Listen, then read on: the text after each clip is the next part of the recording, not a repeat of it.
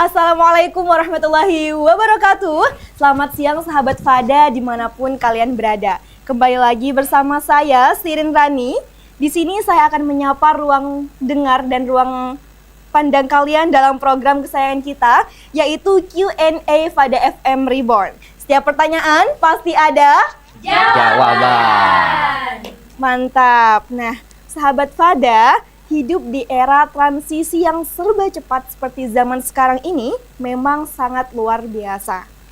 Tuntutan akademik kampus yang menumpuk, dinamika sosial, dan bahkan ditambah lagi tekanan dari pesantren yang seringkali memicu tekanan mental yang gak kasat mata. Ujung-ujungnya tiap malam kita dihadapi dengan overthinking dan anxiety yang berlebihan. Nah, supaya kita nggak bisa hanya mengeluh saja, jadinya siang hari ini kita akan bedah akar masalahnya secara ilmiah sekaligus solutif lewat tema yang adem sekali, yaitu overthinking di era serba cepat, seni mahasantri menemukan ketenangan.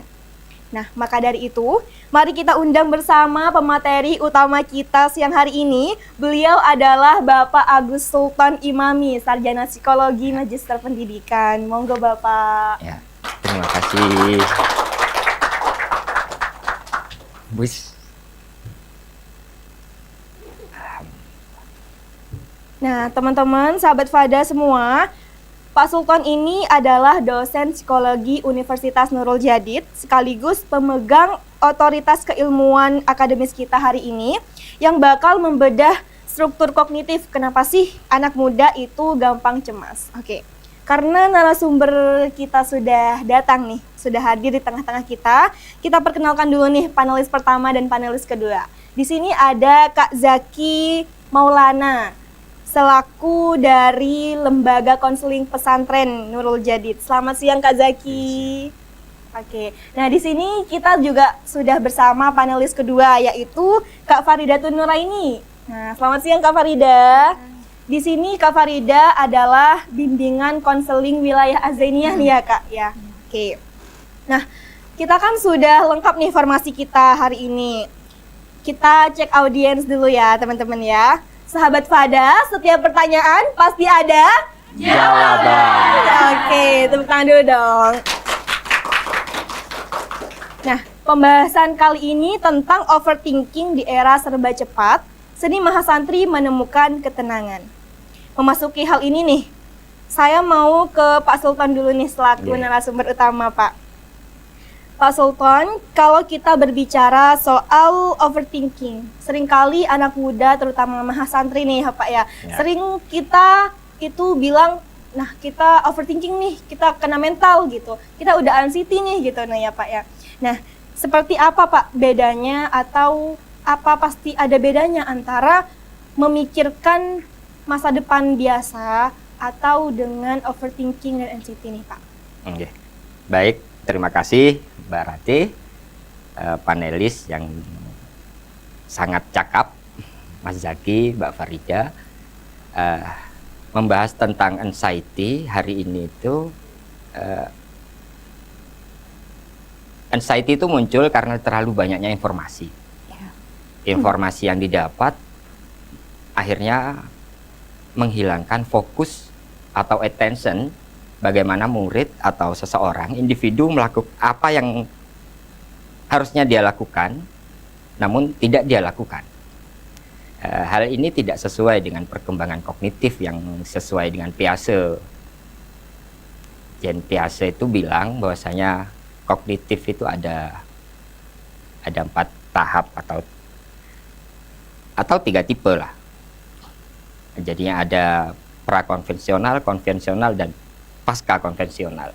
Jadinya anxiety yang dihadapi pemuda berbeda dengan yang dihadapi sama anak kecil. Oke. Anak kecil pun atau remaja beda kecemasannya dengan orang dewasa. Nah, tapi sekarang kan berbaur itu. Tidak di kebanyakan orang atau guru atau pemuda yang sudah terbias dengan informasi orang dewasa, dia menganggap hidupnya harus lebih dewasa daripada dia. Oke, Pak. Padahal perkembangannya masih belum sampai di situ lah. Akhirnya bias informasi yang seperti itu menimbulkan anxiety yang timbul karena otak di struktur alfa. Dia tidak memikirkan sesuatu, dia tidak melakukan sesuatu, tapi kecemasannya datang. Nah, mungkin begitu dulu. Oke, jadi antara usia anak kecil, remaja, bahkan dewasa itu memiliki kecemasan yang berbeda ya Pak, tingkat kecemasan yang berbeda juga. Nah, beralih kepada hal itu nih, mungkin saya kembali ke Kak Farida nih ya Kak ya. Nah, hal itu di asrama, di wilayah asrama itu apakah sesuai dengan tingkatnya? Kan tadi kan Pak Sultan bilang kalau itu sesuai. Nah, kalau yang Kak Farida dapetin nih selaku pengaplikasian di asrama, apakah itu sesuai atau gimana Kak? Oke, terima kasih Kak Ratia. Jadi pendapat yang disampaikan Pak Sultan tadi itu konteksnya dalam anak kecil gitu, anak kecil. Bedanya kalau di kami kan saya berbicara tentang mahasantri ya, mahasantri. Kami selaku santri yang pikiran atau apa yang kami pandang itu harusnya sudah memang dituntut untuk dewasa. Kami selaku pemuda, bahasanya saya kan masih muda nih, masih muda, sudah dituntut pertama tadi terdoktrin untuk menjadi ibu, menjadi istri, padahal itu belum masa saya gitu, masa saya.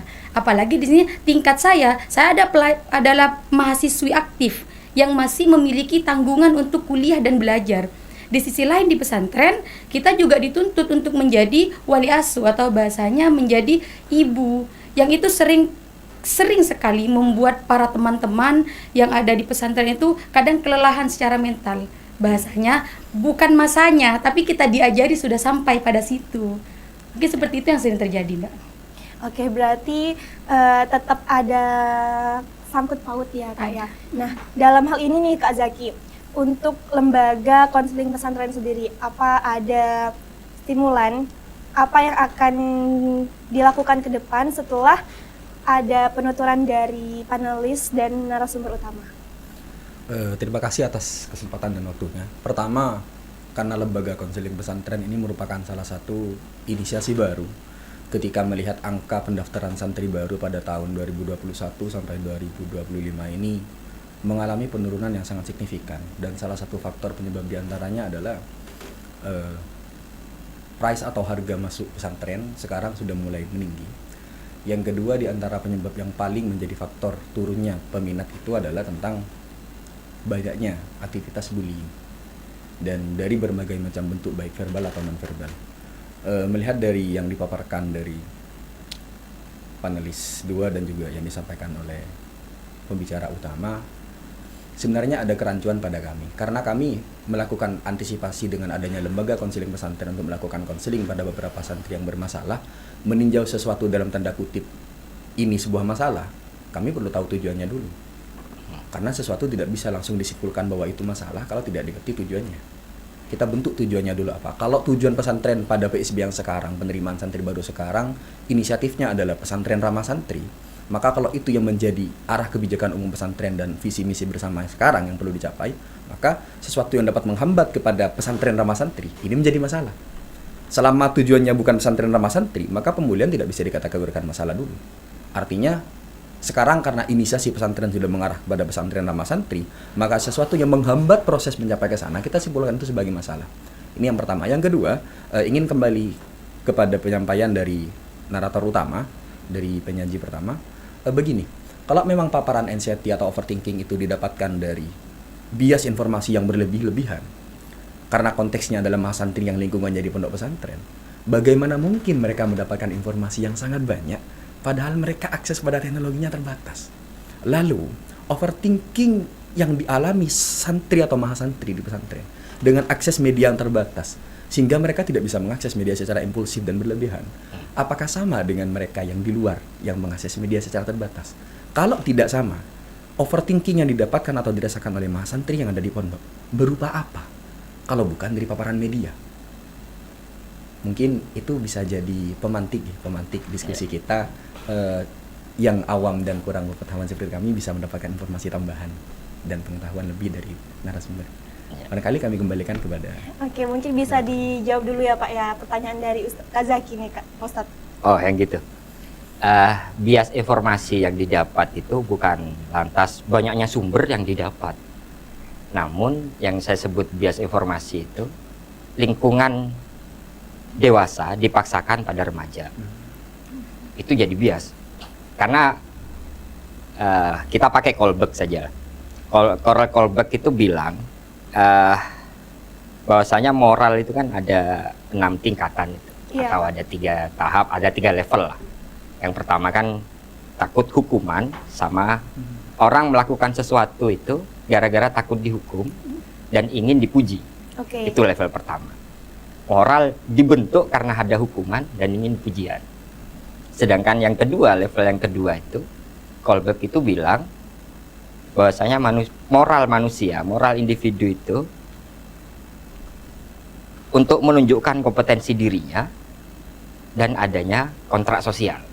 Nah, di sini mungkin letaknya. Kontrak sosial yang dibuat oleh mahasantri yang senior akan menjadi bias kemudian karena tidak sesuai peruntukannya pada perkembangan juniornya.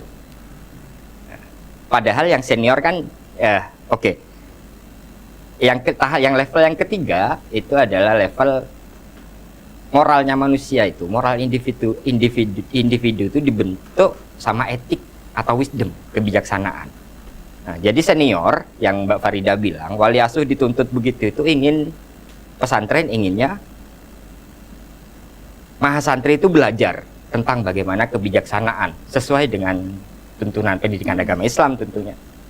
Namun hal itu, kebingungan yang muncul karena dia ingin mengulas tentang kebijaksanaan, lantas dia masih dituntut sama satu hal yang fase-fase perkembangan punya tugas tersendiri, tidak sesuai dengan tugasnya dia. Pemaksaan itu akhirnya tidak sesuai kontekstual, akhirnya informasinya bias, atensinya hilang, tidak ada fokus. Yang seharusnya bisa hafalan, lantas disebut seharusnya hanya untuk menghafal saja, tapi dituntut untuk menganalisa. Jadi bingung kemudian. Begitu pula saat memang masa remaja ini memang mahasantri atau mahasiswa itu memang harus cemas sebenarnya. Kenapa? Karena memang untuk pengoptimalan diri harus selalu sering salah atau disalahkan. Karena itu pemupukan. Namun tugas tentang mahasantri yang untuk pengkaderan di pondok pesantren itu tidak seharusnya kebijaksanaan yang ada di dalam dirinya harus dilimpahkan semua sama juniornya. Jadi itu yang saya sebut bias informasi. Bias informasi itu bukan bias informasi tentang berita, tentang TikTok atau media sosial yang lain, namun informasi yang tidak seharusnya dipakai pada saat perkembangannya itu dituntut menjadi kewajiban yang harus dituntaskan saat itu. Itu yang saya maksud berarti. Oke, sudah bisa ditangkap Kak Zaki? Iya. Nah, teman-teman sangat luar biasa sekali. Di sesi 1 kita sadar kalau cemas, overthinking, dan anxiety itu nyata, ilmiah, dan bukan sekedar tanda kalau kita selaku santri nih, bukan karena kurang ibadah, tapi karena itu kita harus memvalidasi hal itu. Oke, sebelum kita melanjutkan pada pembahasan yang lebih matang, mari kita break setelah yang satu ini. Jangan kemana-mana, tetap di Fada FM Reborn.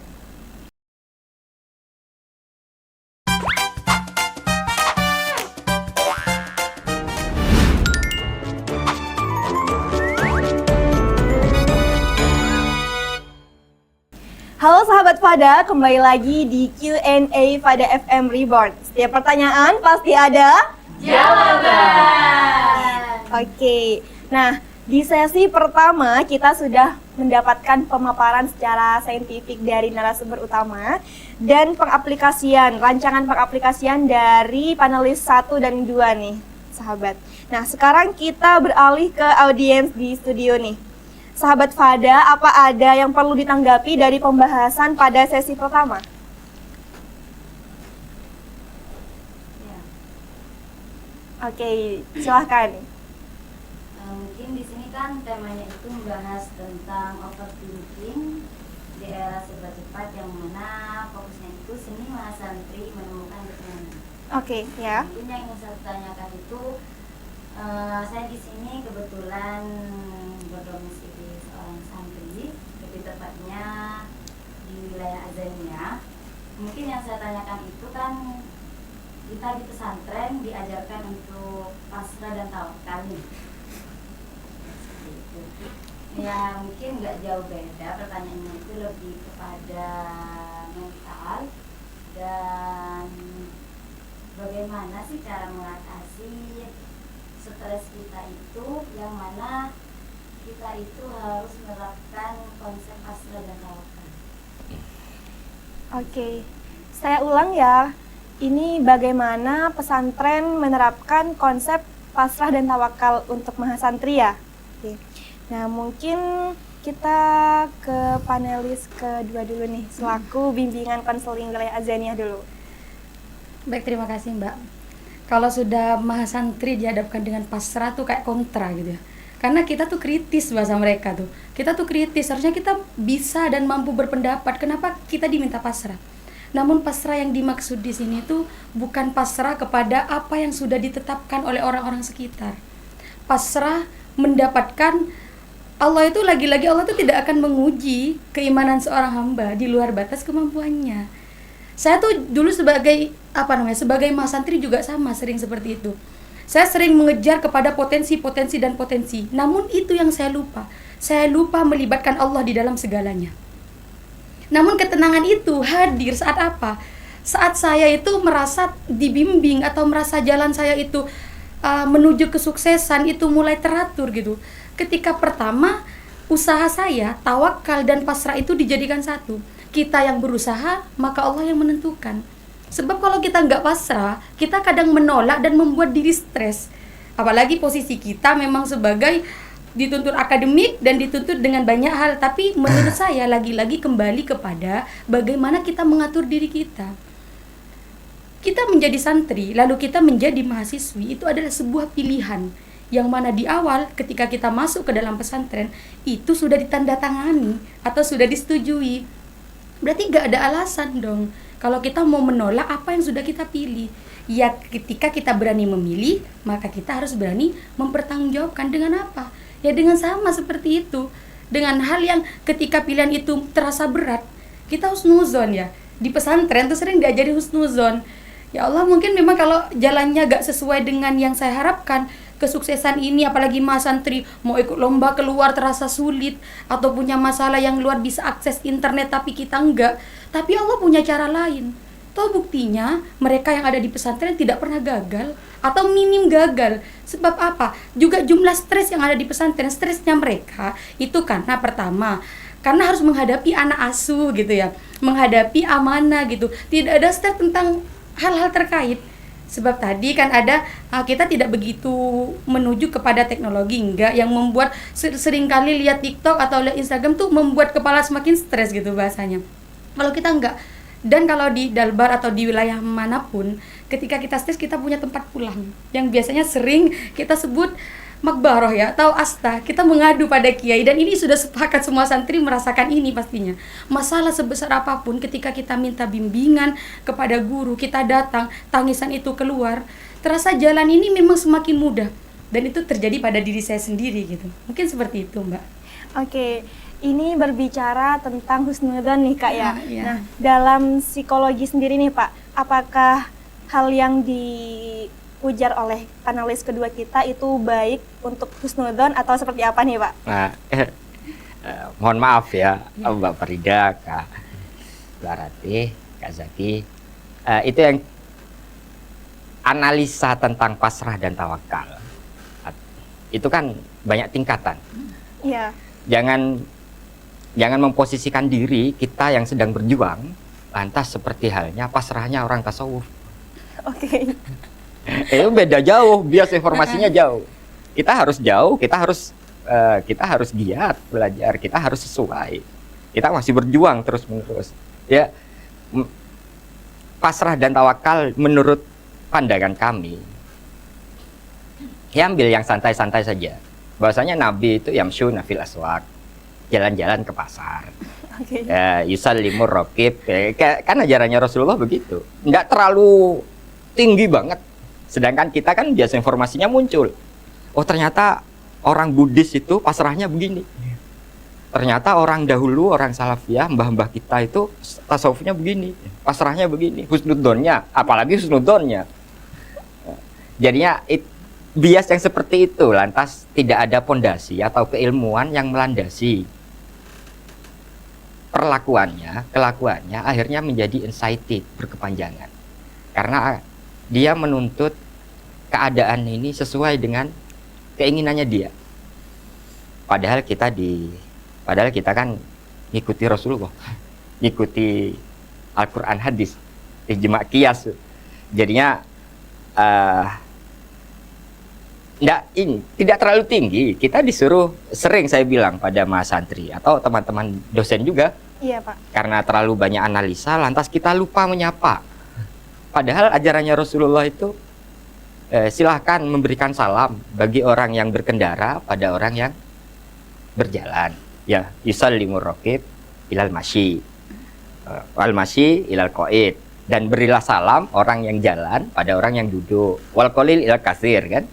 Yang sedikit berikan salam lah pada yang banyak. Amit, hai. Sapaan itu memang itu tidak bias, itu santai-santai saja.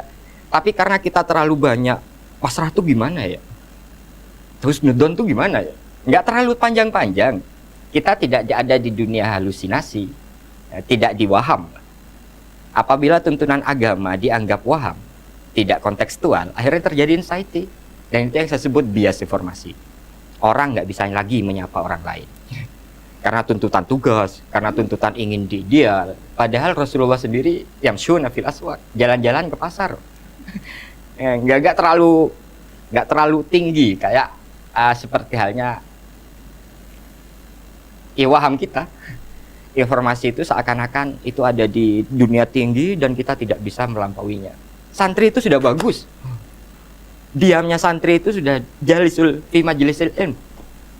Walaupun dia enggak ngapa-ngapain, dia sudah di santri itu sudah ada konsensus bahwasanya dia nggak suka maksiat. Itu sudah pelajaran berharga. Itu sudah pengkaderan berharga. Tafakuh fiddin yang dibuat sama Wali Songo. Terima kasih Wali Songo. Bahwasanya Wali Songo Sunan Ampel kan membuat masjid, membuat pondok pesantren itu membuat kualitas lingkungan yang tidak suka bermaksiat. Iya. Ya, dan mengukuhkan diri bahwasanya saya adalah umat muslim yang tafakuh fiddin. Begitu, Pak Rati. Oke, nah kita sudah mendapat pemaparan dari panelis kedua dan narasumber utama. Nah, mungkin kita beralih ke yang panelis pertama ya. Nah, ini kan tadi sudah disinggung bahwa sebenarnya kalau mahasantri itu lebih baiknya husnudzon. Nah, disinggung lagi oleh panelis utama. Nah, dari pihak lembaga konseling pesantren nih Kak Zaki, jika ada santri yang terobosannya itu mengalami NCT, nah kiranya bagaimana alurnya untuk mengkonseling nih Kak Zaki? Terima kasih atas kesempatan waktunya. Kalau alur konselingnya ini menjadi salah satu standar operating prosedur kami ya, bagaimana kemudian anak ini didekati oleh wali asuhnya, lalu kemudian wali asuhnya merekam medis ya bahasanya, apa latar belakang yang menjadi motif perbuatannya. Karena sebenarnya alurnya itu setelah itu disetorkan kepada BKWA daerah, diajukan kepada BKWA pesantren, lalu dikonsultasikan kepada bagian konseling lembaga konseling pesantren untuk dicarikan konselor-konselor dengan rekam jejak terakhir. Nah, itu kalau alur SOP-nya. Lalu yang kedua, menganalisa masalah atau problematik tentang yang barusan disampaikan, itu lagi-lagi seperti ini. Kita berbeda dengan sektor. Kita bagian konselor berbeda dengan sektor. Yeah. Kalau konselor itu lebih kepada bukan bagaimana masalahnya, tapi bagaimana bersumbernya masalahnya. Oke. Kita berbeda. Kalau di bagian sektor mungkin ya penyidikan dan penyidikannya adalah berapa kali melakukan pelanggaran ini, di mana beserta rekan berapa orang, di mana tempatnya. Tapi kami lebih kepada apa latar belakang yang melatar belakangi motif perbuatan ini. Itu yang kami cari. Sehingga mau berapapun kita menindak perbuatannya, tapi tidak melakukan konseling pada perbaikan akar masalahnya, mau berapa kali pun melakukan keluar masuk sektor dan wajib lapor, maka pada akhirnya yang tidak teratasi hanyalah bagian internal dirinya. Yang ingin kami sentuh dengan proses-proses tahapan-tahapan itu adalah untuk itu. Dan kami coba kembalikan kepada arah pertanyaan yang tadi. Sebenarnya melihat pola pertanyaannya, saya rasa kalau pertanyaan ini keluar dari santri atau mahasantri, seperti tikus yang mati di lumbung pangan. Kenapa? Kita seolah-olah kebingungan di oase Islam yang seharusnya ini ada di pesantren. Bagaimana cara tawakal? Bagaimana cara husnuzon? Seharusnya kan ini sesuatu yang memang sudah kita konsumsi sehari-hari. Saya ingin mengutip salah satu pendapat dari ulama-ulama salafun salaf yang bernama Syekh Muhammad Nakib Al-Atas. Beliau pernah mengatakan statement seperti ini. Saya pergi ke timur, saya bertemu dengan orang Islam, tapi saya tidak menemukan Islam di sana. Saya pergi ke barat, saya tidak bertemu orang Islam, tapi saya menemukan Islam di sana. Artinya apa? Secara implisit, beliau menyampaikan, masyarakat komunitas Islam belum tentu mau menjalankan dan mendalami keislaman. Ada seseorang yang tidak melabeling dirinya sebagai komunitas Islamik, tapi mereka menjalankan kesopanan, budaya antri, budaya bersih. Itu yang disampaikan oleh Syekh Nakib Al-Atas. Jadi jangan sampai statement ini mengarah merujuk kepada kita sebagai mahasantri. Di sumber oase yang di mana dimensi keislamannya sangat luas. Ini tidak boleh menjadi pertanyaan yang muncul di antara kita, bagaimana cara kita husnuzon? Bagaimana? Karena para masyayikh dan dewan majelis guru kita semua adalah sosok pribadi yang perlu kita cari keilmuannya. Dan perlu kita telusuri bagaimana beliau menyikapi hal ini semua. Jadi barangkali ada pertanyaan yang perlu dipertanyakan, kenapa itu muncul. Nah, jadi seperti itu ya. Saya tidak mereduksi pertanyaannya, hanya saja begitu cara konseling bekerja. Dia bukan mengurai bagaimana prosesnya, tapi mengurai bagaimana terjadinya sebelum proses itu. Jadi saya coba contohkan, mengkiaskan, mohon maaf ya, bukan untuk mereduksi pertanyaannya, hanya saja konseling itu bekerja seperti itu dari sependek yang kami lakukan. Mungkin begitu. Oke, nah ini sudah ada lengkap ya dari narasumber utama, panelis pertama dan panelis kedua sudah memaparkan bagaimana cara pandang mereka terhadap pertanyaan dari audiens. Jadi penangkapan saya, pesantren memiliki bantalan spiritual memang, tapi tergantung kita sebagai umat muslim memunculkan bagaimana memang benar-benar ada keislaman di situ. Oke. Setelah ini kita akan kembali lagi di season ketiga. Jangan kemana-mana, tetap di Q&A pada FM Reborn. Setiap pertanyaan pasti ada jawaban.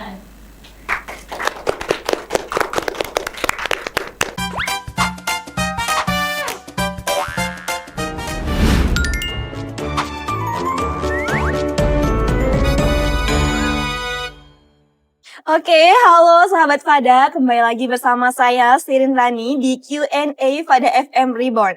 Setiap pertanyaan pasti ada jawaban.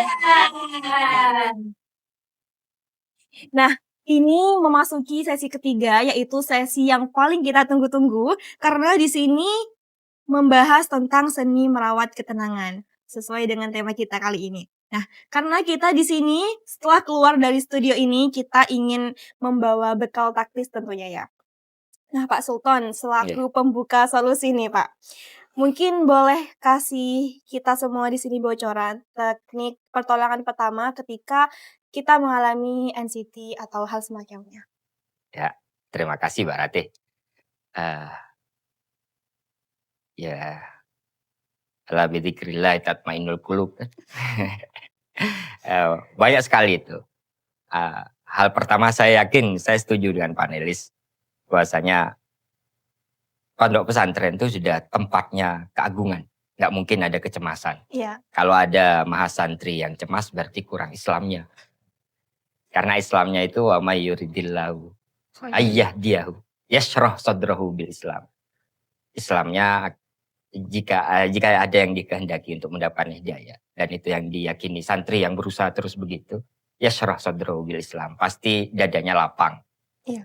Karena ajarannya memang begitu. Wa idza qila lakum tafassah fafsah wa idza qila suzu fasuzu. Di sana ada kelapangan.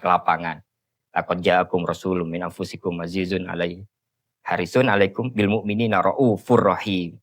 Lagi-lagi raufur rahim. Kelapangan itu pasti dimiliki santri. Jika ada santri yang tidak bisa lapang, berarti kurang santrinya. Atau kaidah-kaidah keislaman. Ya tuntutan dari wali asuh atau konselor kan memang kebijaksanaannya lebih ditingkatkan. Makanya butuh fondasi keilmuan yang lebih. Bagaimana? Ya, ambil sebiasanya saja. Karena tidurnya santri itu lebih indah daripada pekerjaannya orang yang tanpa tujuan. Begitu saja. Oke.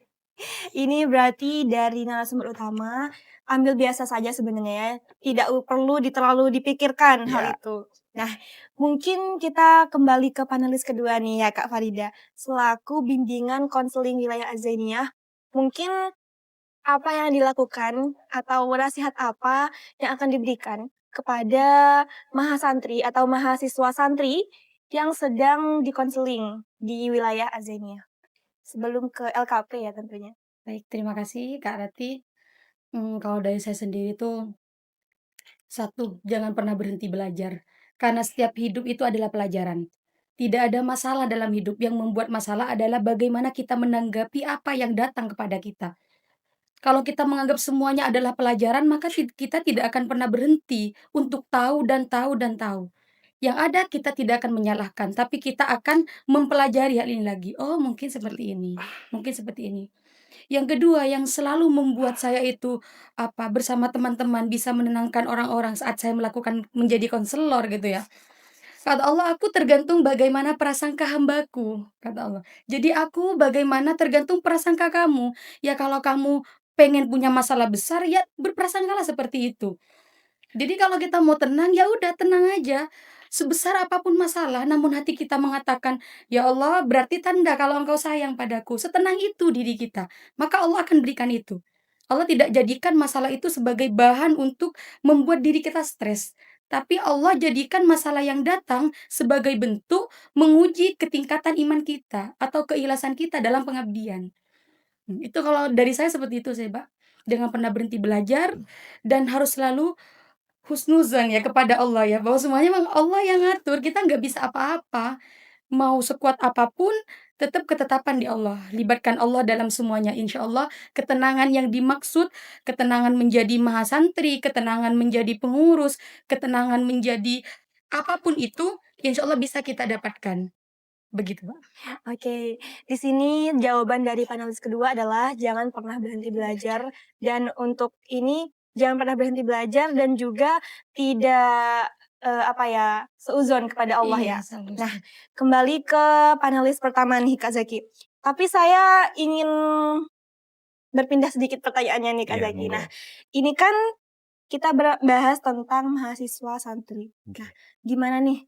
Apa ada solusi atau rencana tindak lanjut dari LKP terkait semisal santri sudah mengalami kecemasan, overthinking, dan hal semacamnya. Nah, seandainya dia kembali ke pesantren, kembali ke kamar, dia tentunya sudah mendapatkan ketenangan dari kamar itu. Karena seharusnya kamar adalah tempat ruang dia untuk mengembalikan energi dan sebagainya. Nah, jika dia tidak mendapatkan hal itu, apa yang akan mendapatkan tindak lanjut dari lembaga konseling pesantren? Oke, secara singkat kami jawab dengan bentuk 3 jawaban ya. Oke. Dari persoalan yang terakhir, dari panelis 2 dan juga dari narsum, kami jawab secara teknis, saintifik, dan juga islamik ya. Siap. Secara teknis, bagaimana alur prosedur santri yang sudah tertangani tapi tidak mendapatkan ruang nyaman di asramanya, pastinya akan ada tindak lanjut. Dan tindak lanjut ini akan terus diberikan karena penanganan terhadap bullying dan mental tidak seperti pada penyakit biasanya, yang sekali diobati harus dan selesai dan sembuh. Artinya dia harus mendapatkan penanganan terus-menerus sampai kepada titik ketenangannya. Itu yang pertama.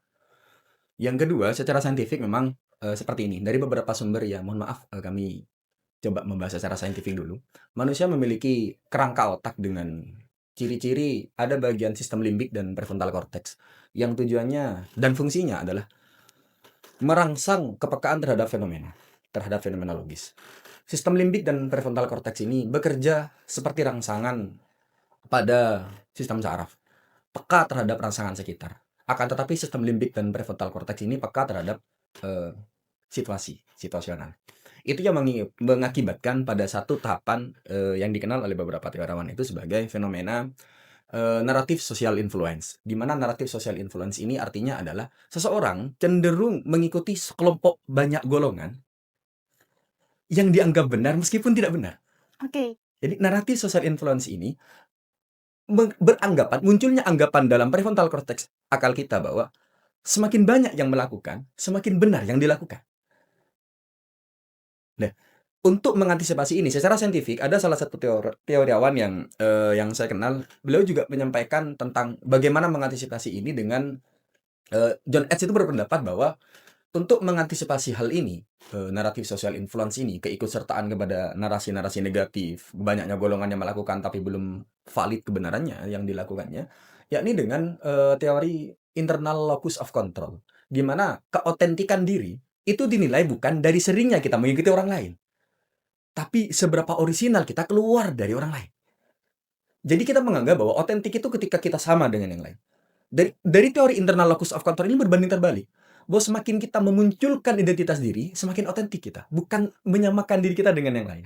Itu secara saintifik. Barangkali secara implisit, kesimpulan secara saintifiknya adalah solusi dan sarannya mungkin menggali potensi diri sampai kepada kontrol diri kita kepada siapa kita, sehingga kita bergerak sebagaimana potensi yang ada dalam diri kita. Dan secara Islamik, yang terakhir adalah karena kita berada pada lingkungan pondok pesantren yang erat kaitannya dengan sumber-sumber narasi keislaman, maka salah satu narasi yang mungkin saya bisa sampaikan, mohon koreksinya kalau ada yang salah. Asa an tuhibbu syai'an fa huwa syarrul lakum wa asa an takrahu syai'an fa huwa khairul lakum. Bisa jadi sesuatu yang kita benci adalah sesuatu yang Allah cintai pada diri kita, dan bisa jadi sesuatu yang sedang kita cintai, Allah tidak menghendaki kebaikan dari sesuatu itu. Secara sederhana, secara penafsirannya,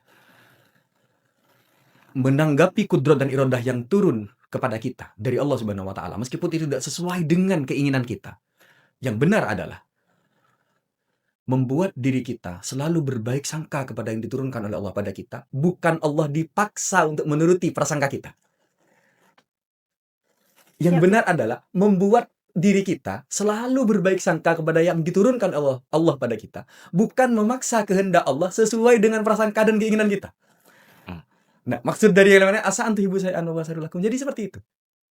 Dipaksa untuk mengikuti semua keinginan kita. Tidak. Cara bekerja husnuzon itu tidak seperti itu. Pola bekerjanya adalah secara sistemik, dia mengajak kita untuk selalu berhusnuzon, selalu berprasangka baik, baik buruknya yang datang dari Allah. Bukan Allah dipaksa seperti bagaimana baiknya kita. Jadi barangkali secara Islamiknya seperti itu, dan barangkali saya cukupkan dan kami kembalikan kepada host pada siang ini. Oke, luar Saya boleh biasa ya. menyampaikan Boleh, sesuatu Mbak. nggak? Siap. Saya baru ingat ini, recalling pada saat saya mondok pertama kali waktu di SMP, Bapak tidak menyebutkan sesuatu. Silakan bersihkan pondokmu, sapu pondokmu. Saya baru ingat bahwa saya ketenangan tuh muncul. Lakukanlah kebaikan, sekecil apapun tetap kebaikan. Yang jelas intifa bil idni syar'i. Bisa menyapu, nyapu saja. Nyabut rumput saja. Baca dalail, baca Al-Quran, ya lakukan saja.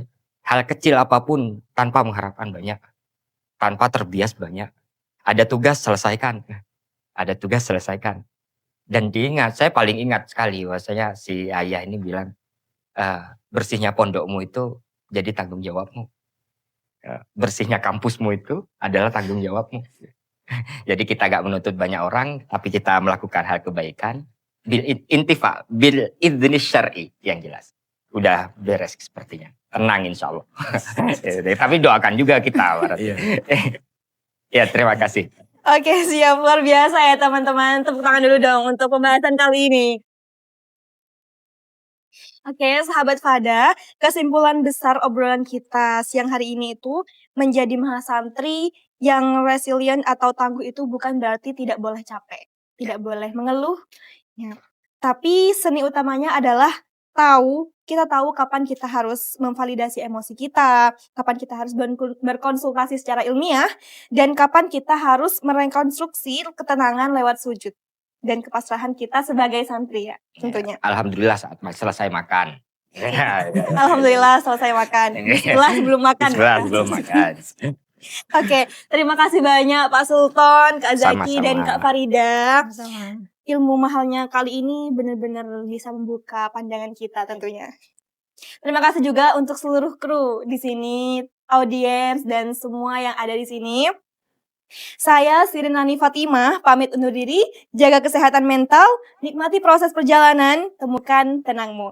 Assalamualaikum warahmatullahi wabarakatuh.